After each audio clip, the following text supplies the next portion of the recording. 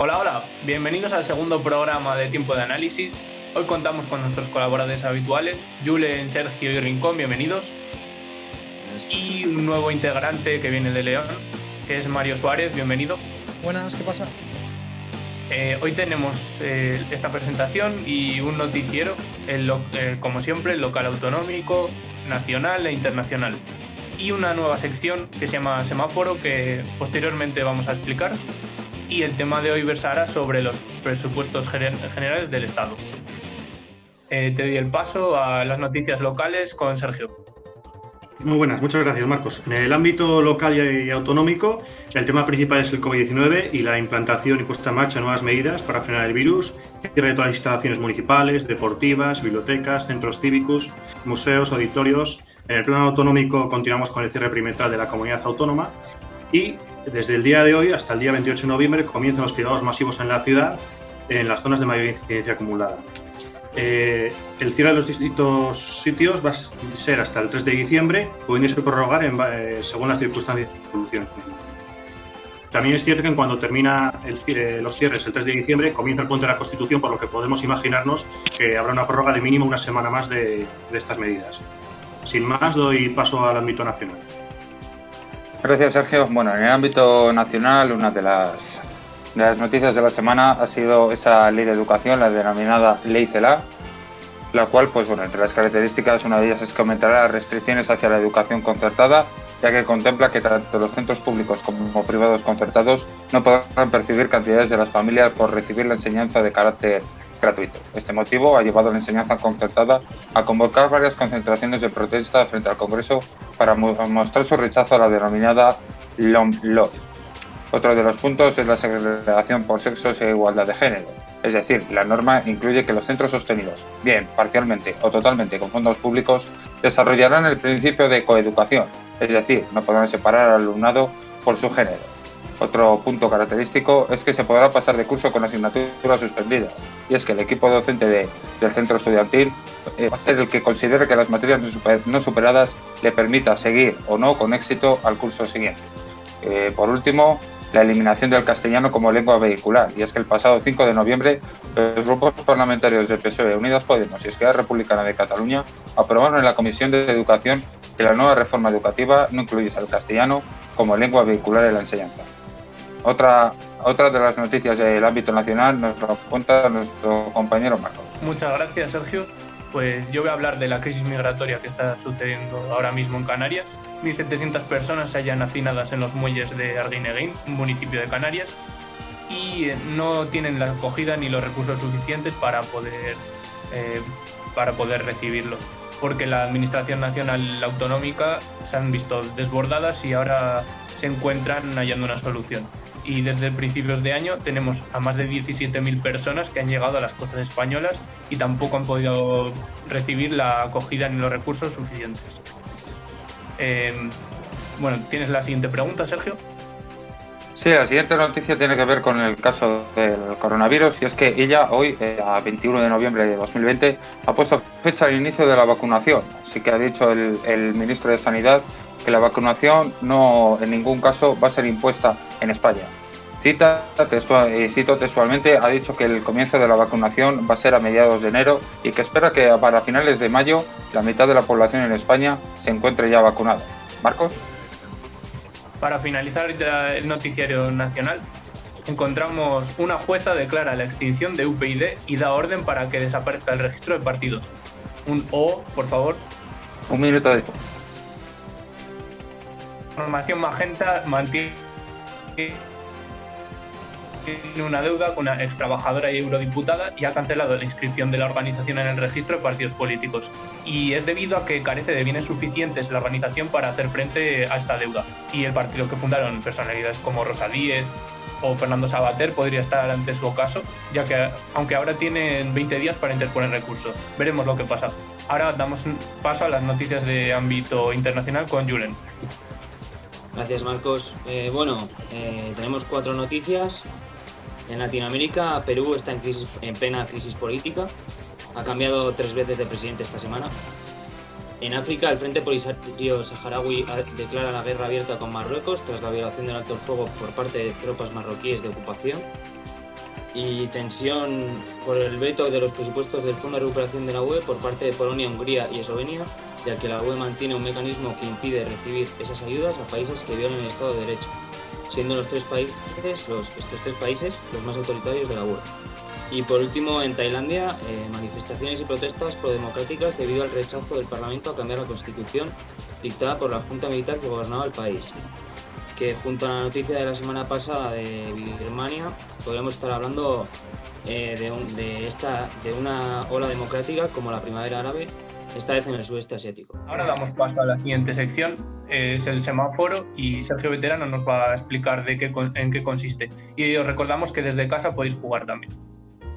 Muchas gracias, Marcos. Bueno, la sección esta nueva que introducimos el semáforo simplemente es, pues vamos a poner las declaraciones de varios políticos, de diferentes partidos políticos de la semana, y simplemente los colaboradores pues tendrán que ir puntuando con un rojo, un ámbar o un verde, según crean conveniente. Dicho lo cual, pues empezamos, chicos, ¿os parece? La primera declaración que tenemos es la de Alfonso Guerra, ex vicepresidente del Gobierno de España con Felipe González, y dice tal que así: hay muchos socialistas con un nudo en la garganta que es un grito. Con Bildu no. Empezamos por ti, Sergio. ¿Qué te parece? Bueno, para mí, Alfonso Guerra, bueno, con estas declaraciones le voy a poner el rojo, obviamente. Con Bildu no dice tampoco por qué. Entiendo por qué lo puede decir, por la cercanía a ETA, pero es que estamos en 2020. Él igual cuando él estaba en el Partido Socialista, en la banda terrorista va en pie, pero estamos en 2020 y si Bildu está legalizado seguramente sea porque también vaya en contra de los atentados de la banda terrorista. ¿Julen?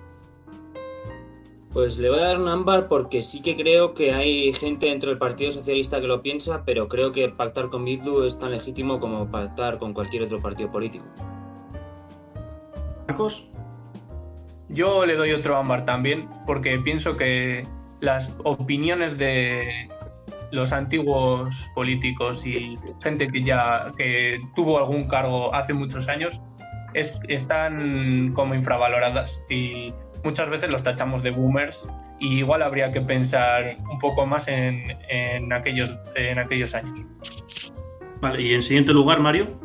Vamos, yo claramente le doy un verde. Alfonso Guerra, para mi opinión, ha sido de los mejores socialistas que ha tenido el Partido Socialista. Y básicamente no porque Bildu sea ETA o sea parecido, sino que básicamente tiene que haber una rotunda Bildu porque es un partido que va contra algo básico para España, que es su unidad. Bien, y bueno, por mi parte yo le daría un ámbar a Alfonso Guerra simplemente porque es unas declaraciones que no aportan nada al partido, que divide y lo que no suma resta. Entonces en ese sentido le doy un ámbar. El siguiente político o política que tenemos en este caso es Ione Belarra, secretaria de Estado, y dice sí: cuando eres ministra favorita de los poderes cuando eres la ministra favorita de los poderes que quieren que gobierne el PP con vos, quizás estés haciendo daño a tu gobierno, refiriéndose a las declaraciones de Margarita Robles. Sergio, ¿qué opinas? Bueno, yo la doy naranja. No creo yo que dicha ministra esté cerca del PP con Vox. O sea que quiero decir, completamente desafortunadas las declaraciones. ¿Que está haciendo daño al gobierno? Pues la ministra no creo que en ningún momento está haciendo daño, pero bueno, al fin y al cabo es el juego de la política para intentar acercar un poco más este gobierno socialista a la izquierda. ¿Julen?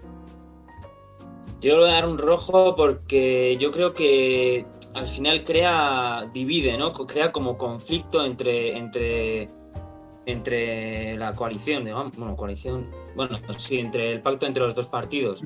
Y al final creo que las declaraciones de Margarita Robles han sido que el presidente es Pedro Sánchez y no Pablo Iglesias, ¿no? Algo así. Sí, pues de ahí viene, sí. Sí, es que es un poco crear conflicto, ¿no? Yo le voy a dar un rojo. ¿Marcos? Es un rojo también para mí, y creo que ya tendrán mucho tiempo cuando acabe, si es que acaba este gobierno de coalición o en las siguientes elecciones, para echarse basura entre ellos, y ahora lo que tienen que hacer es remar juntos o dejar las discrepancias para la corriente interna, vamos. ¿Mario? Yo rojo, básicamente porque no sé, cuando habla de los poderes, no sé de qué poder está hablando. sí que es cierto que lo deja ahí en el aire. Por mi parte le doy un rojo. Para mí, unas declaraciones de este tipo por parte de una secretaria de Estado, que no olvidemos que es después de un ministro es un secretario de Estado en el escalafón y son totalmente inaceptables, entonces le doy un rojo y lo que dice en la línea eso es perjudicial para la coalición de gobierno. Bueno, y en último lugar tenemos al líder y presidente de Vox, Santiago Abascal, quien tuiteaba hace unos días un tuit muy contundente y muy rápido. Gobierno social comunistarra, punto. No sé qué opináis. Sergio Rincón. Rojo. Para mí, Santiago Abascal ya ha perdido desde la moción de censura. Gobierno social comunista, pues no sé a quién estará metiendo cada vez más en ese gobierno. En una moción de censura que se quedó él solo, pues imagino que al resto que votaron en contra de su moción de censura igual ya mete a todos ahí. Bueno, como él dice al final del tuit, punto. Poco más que decir. ¿Julen? Yo le voy a dar un verde porque a mí también me gusta inventarme palabras y oye, bravo por él. ¿Marcos?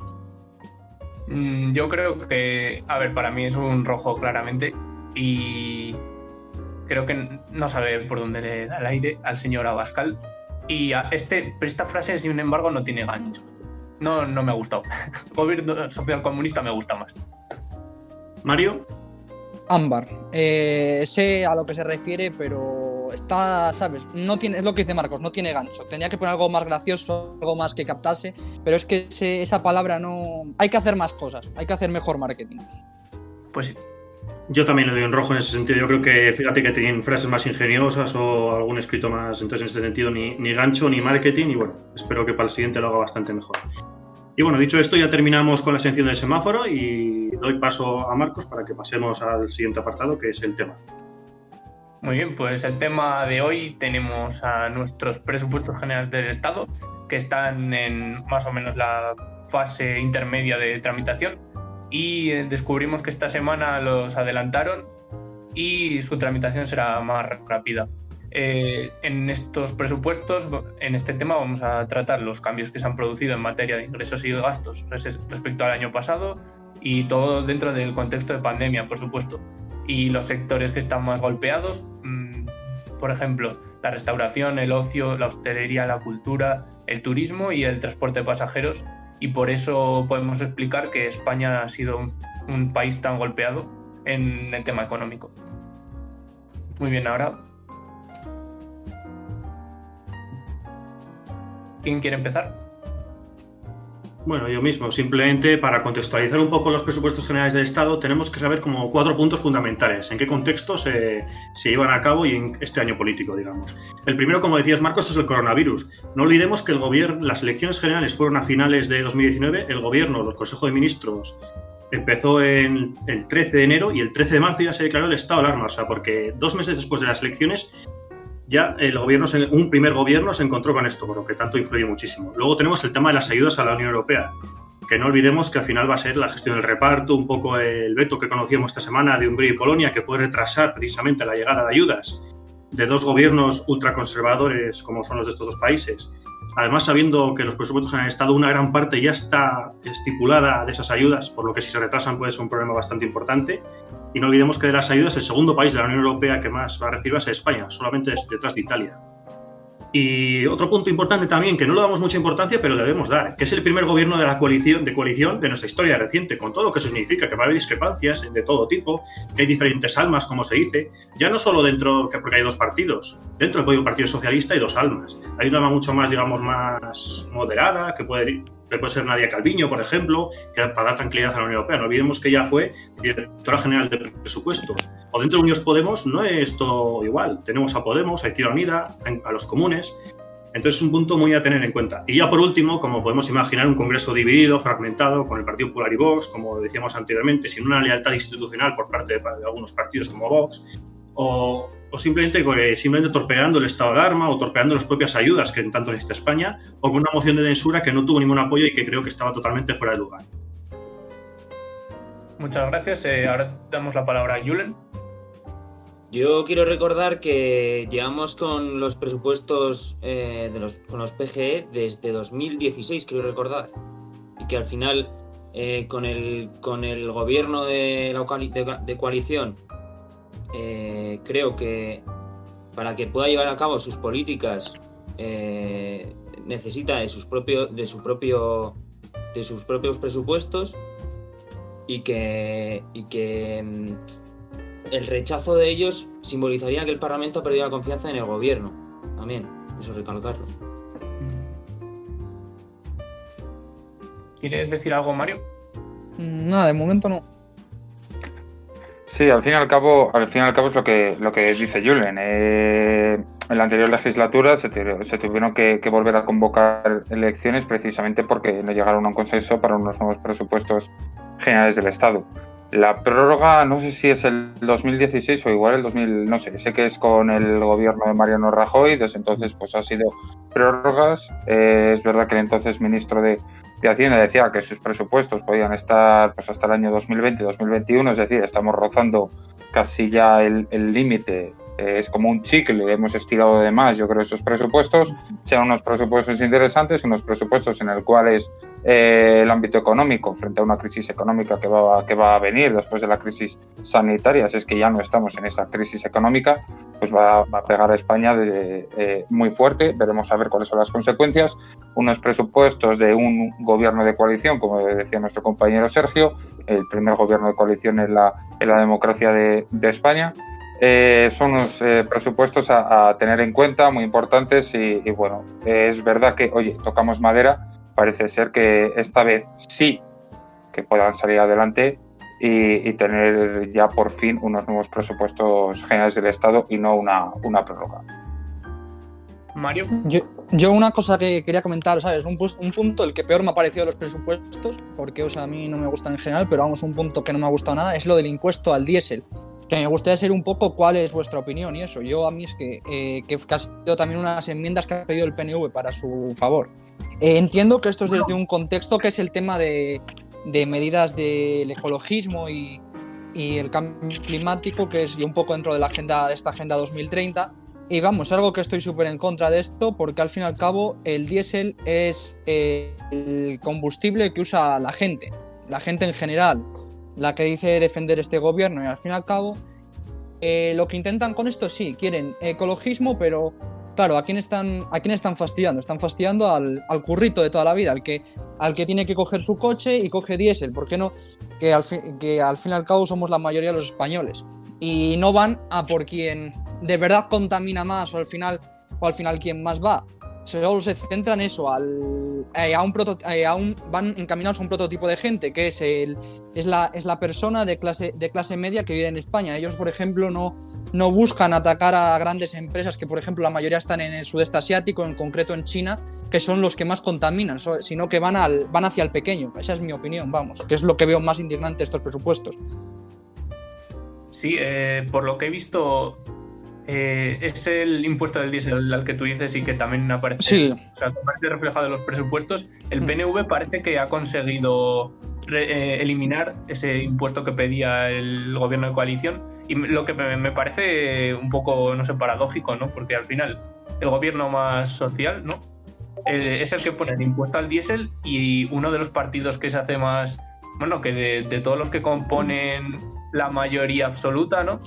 Es el más a la derecha, que el PNV parece ser eso, que lo ha conseguido, y ha conseguido su eliminación, pero el PSOE, el PSOE y Unidos Podemos, que es el gobierno de coalición, sí que querían poner el impuesto, como bien has dicho, Mario, y el PNV, pues en unas enmiendas pactadas con el PSOE al final y con Unidos Podemos, y al final han dicho que esa bonificación, pues eliminan la reducción, eliminan el impuesto al diésel,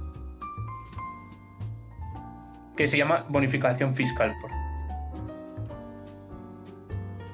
Bueno, y siguiendo con esta tónica que has dicho de los impuestos, ¿qué os parece si podemos hablar de las otras medidas? Por ejemplo, la subida del IVA de las bebidas azucaradas y edulcoradas.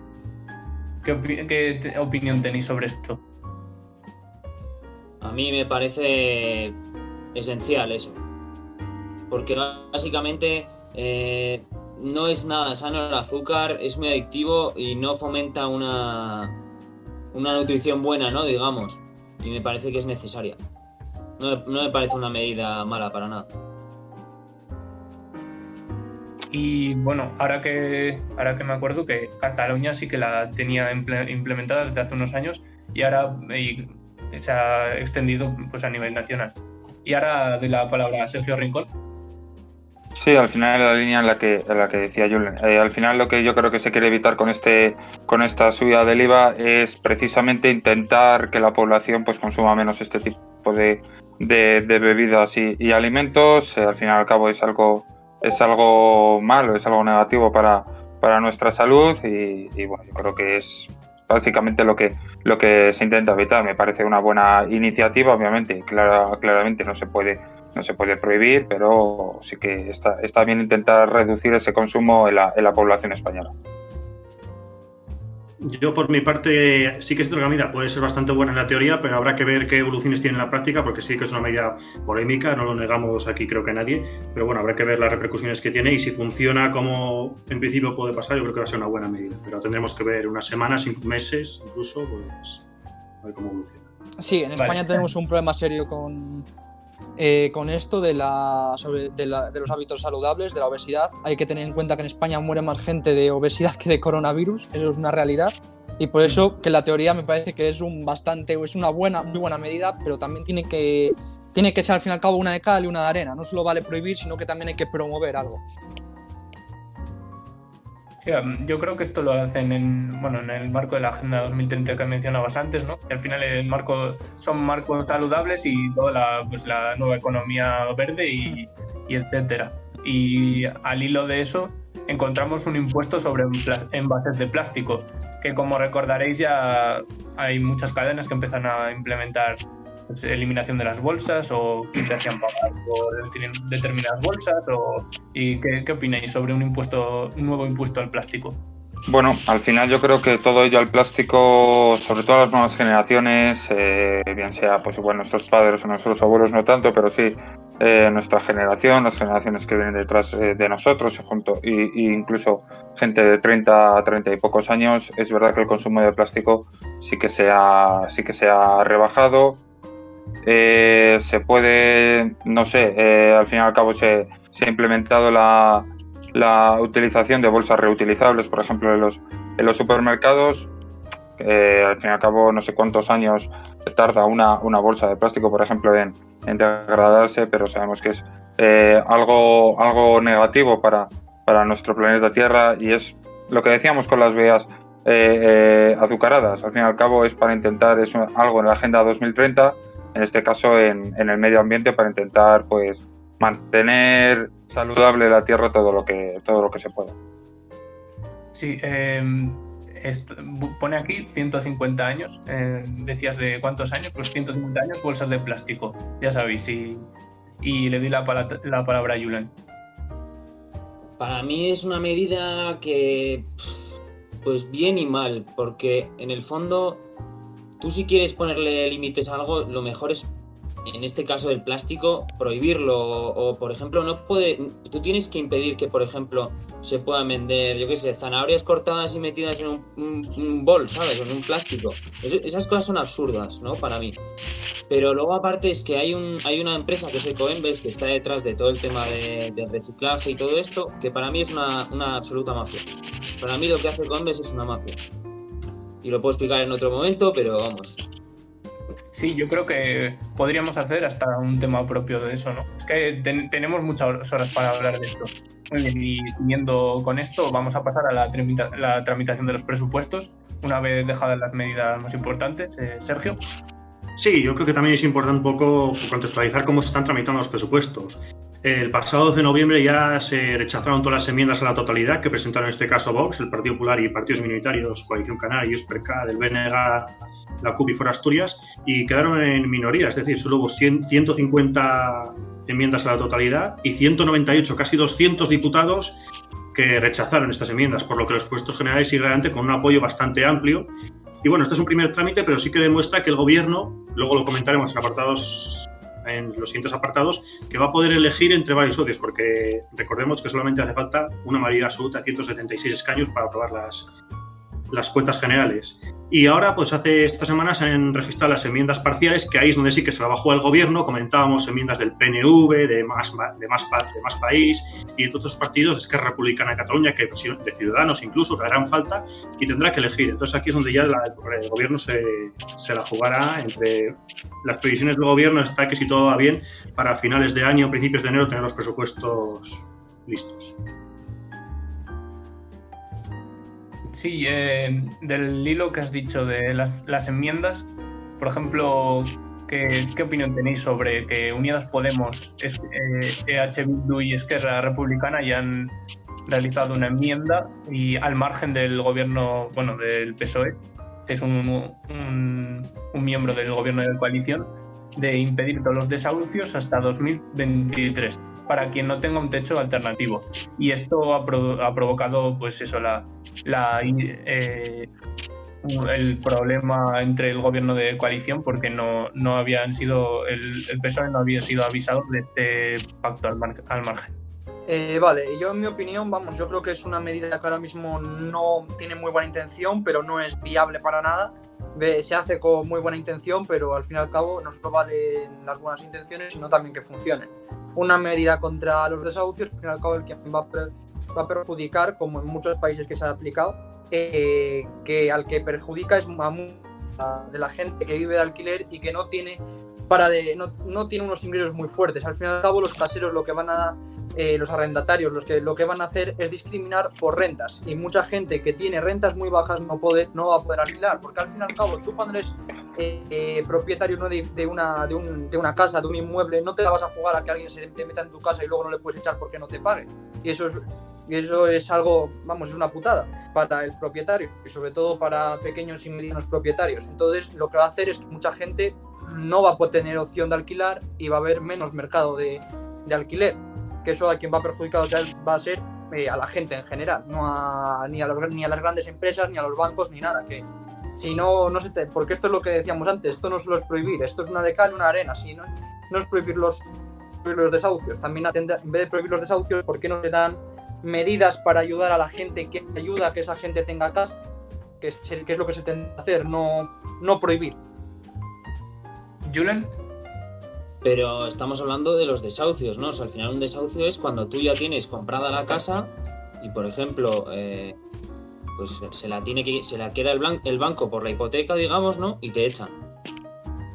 Digamos. O sea, no estamos hablando de arrendados, sino de propietarios de vivienda. Yo también se aplicaría para lo que sería para alquileres, pero igualmente, aunque los bancos y los préstamos, al fin y al cabo pasa lo mismo. Al fin y al cabo, los bancos lo que van a hacer va a ser que ante la imposibilidad de no poder desahuciar y eso, pues lo que van a hacer va a ser decir, cada vez vamos a poner, para dar los créditos, vamos a poner unas limitaciones mayores, y al fin y al cabo el que va a poder comprar o alquilar casa va a ser el que tiene más dinero, no personas que puedan tener unos ingresos medios o mínimos. Yo creo que con este tema, en el caso de que una persona o una familia no pueda pagar su casa, o el banco, yo estoy a favor de esta ley, básicamente porque ya les hemos dado mucho a los bancos en la anterior crisis.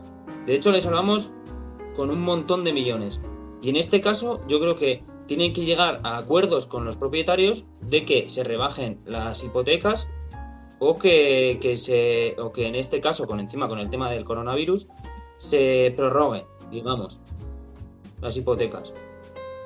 Sergio, Rincón. Sí, yo quiero aclarar dos cosas. En primer lugar, lo referido a que habías dicho tú antes, Marcos, de que Podemos ha hecho una enmienda y no ha avisado a la otra parte del gobierno, que es el Partido Socialista. También yo creo que sí, que debería de haber avisado. Al fin y al cabo es un gobierno de coalición.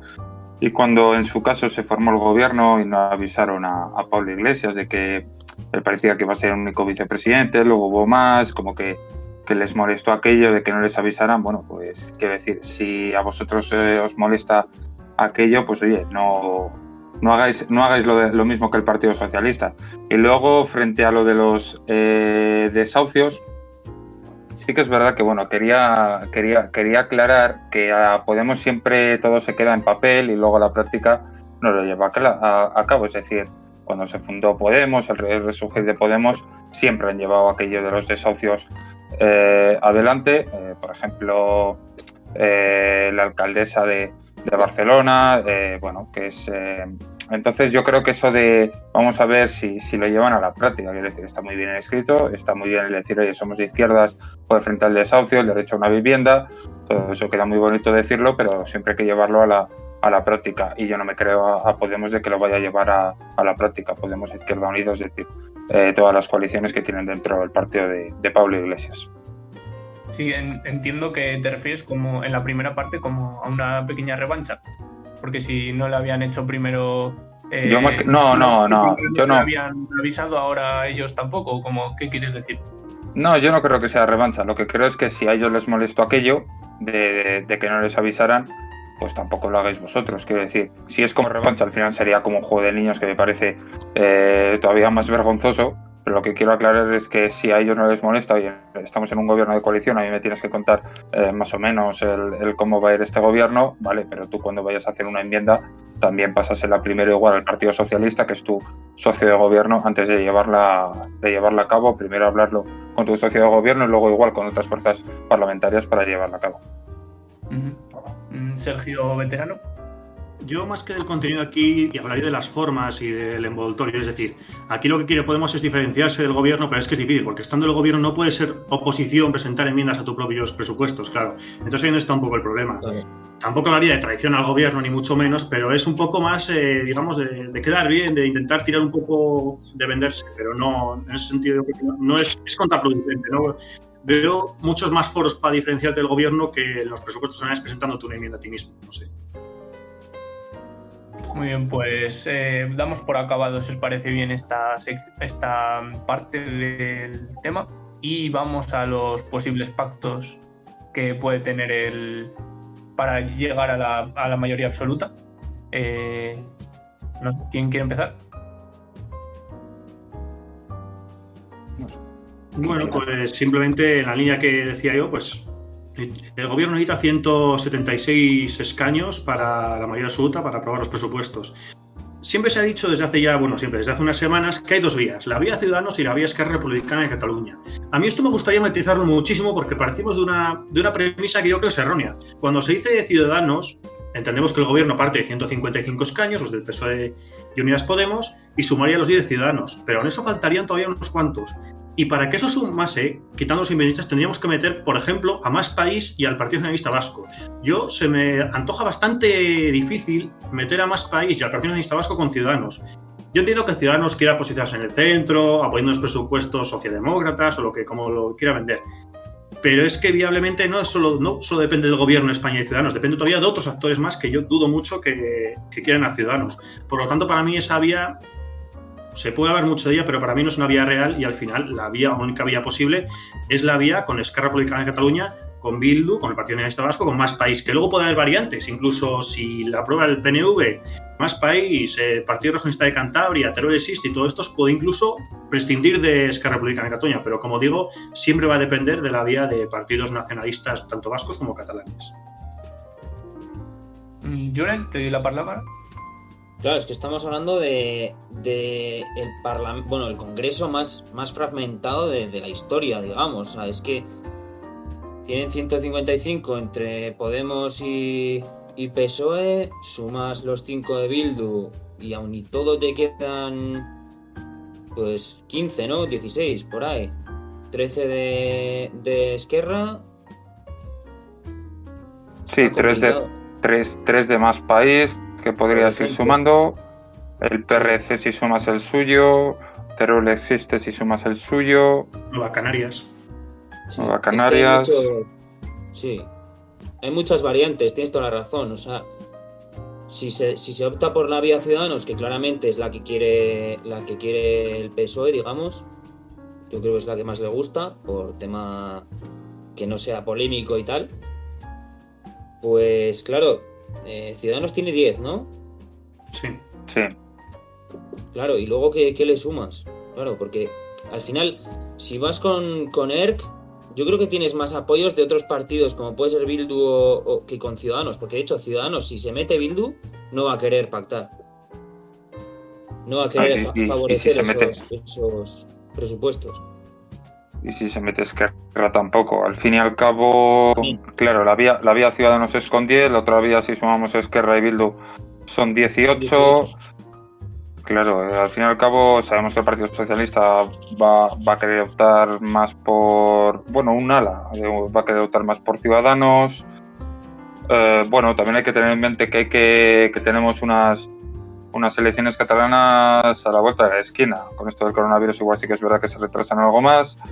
Pero al fin y al cabo, oye, si tú el día de la sesión de investidura del presidente, ¿qué votó Ciudadanos? Eso también hay que tenerlo en mente. Ahora que te van a apoyar unos presupuestos que igual ese apoyo se te va el día de mañana. Por otro lado, ¿qué te va a pedir Esquerra y Bildu, PNV, para favorecerte esos presupuestos? No lo van a dar gratis, eso está claro, y sabemos el PNV cómo se las gasta con ello. Me parece un juego de política, al fin y al cabo, puro y duro.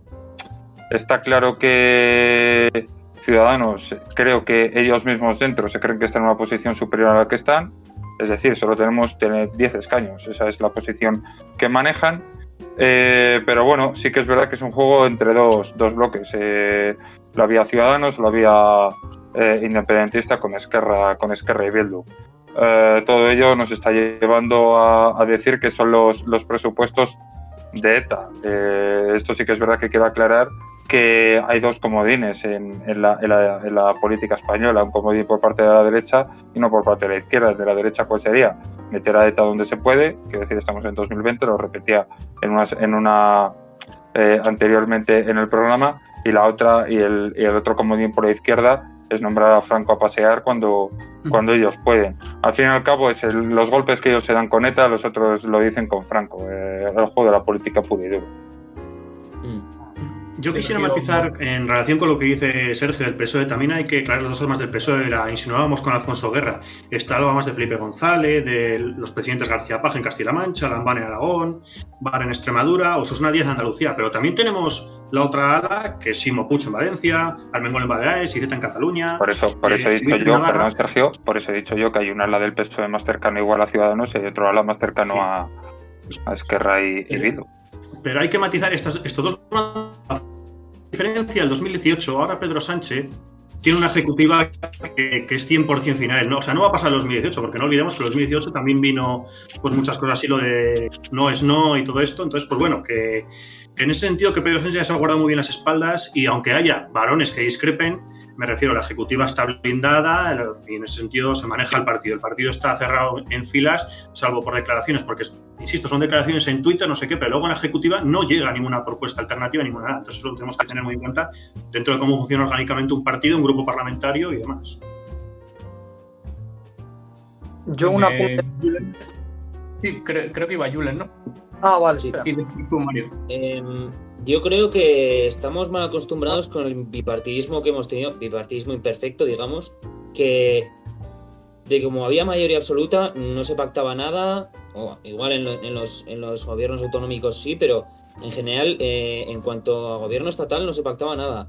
Y ahora hay que pactar. O sea, la política es consenso y tenemos que entender que los diferentes representantes políticos de la sociedad tienen que llegar a acuerdos para sacar adelante sus propuestas.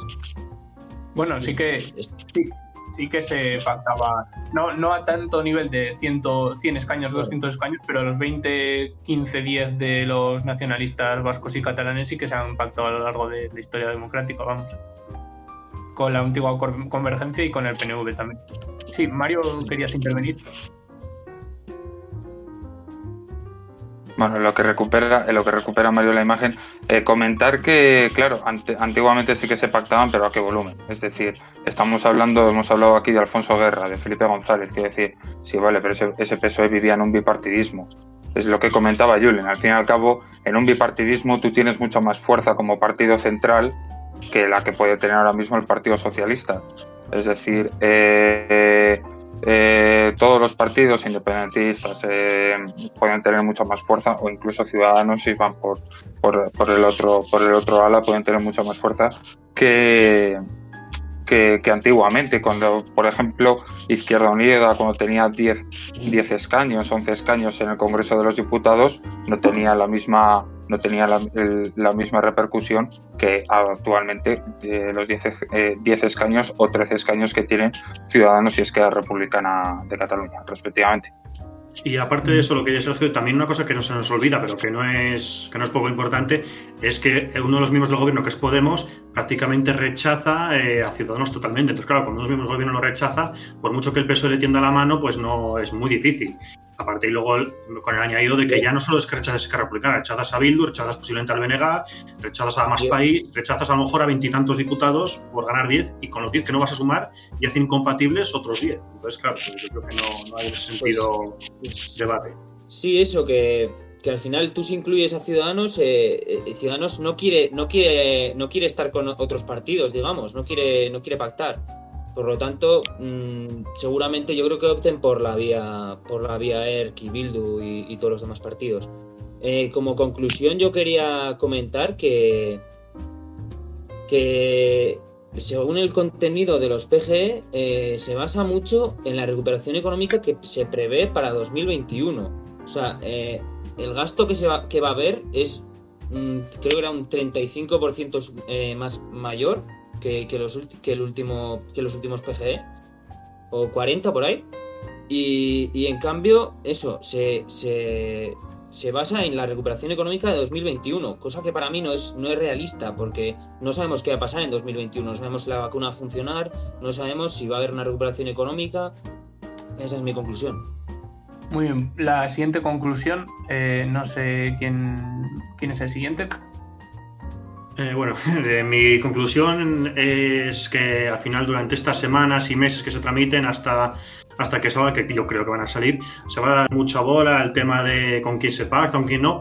Mi conclusión es que todos los partidos, todos los 350 diputados tienen la misma legitimidad, todos cumplen la ley de partidos políticos, todos cumplen la Constitución. Si hubiera alguna vinculación con el terrorismo, ese partido no existiría, estaría legalizado. No recordemos que la ley de partidos se hizo a medida de Batasuna y se legalizó Batasuna. Y no será porque el Tribunal Supremo sea precisamente progresista ni nada, es más bien conservador. Entonces, en ese sentido, legitimidad a todos los partidos, grupos parlamentarios, el gobierno estimará con quién pactará a cambio de lo que sea, siempre que esté entre unos márgenes razonables. Y a partir de ahí, pues bueno, yo creo que los presupuestos saldrán adelante y veremos con qué repercusiones para todo el año 2021 y, como decía Julen, con el tema de la vacuna y cómo evoluciona el virus y las ayudas a la Unión Europea, por supuesto. Mario.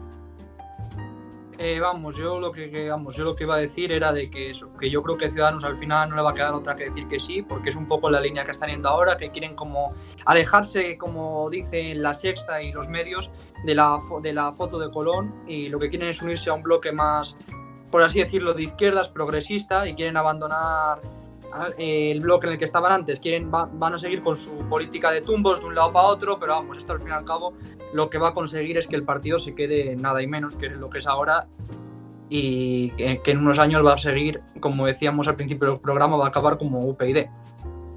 Y ya para finalizar, Sergio Rincón.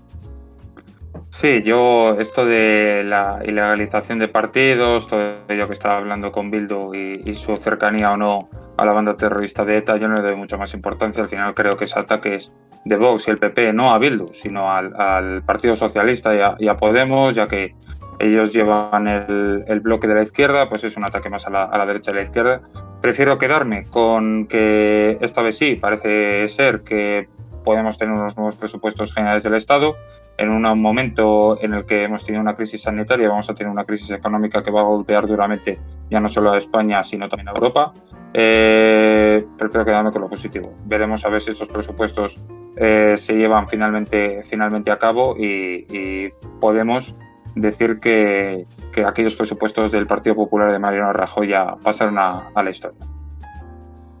Muy bien, pues finalizado esto, muchas gracias a todos por intervenir. Y bueno, muchas gracias, Mario, por tu primera sesión, y esperamos que podamos colaborar contigo más pronto que tarde. Y muchas gracias a los demás. Eso estamos. Hasta aquí el segundo programa de Tiempo de Juego, de Tiempo de Análisis.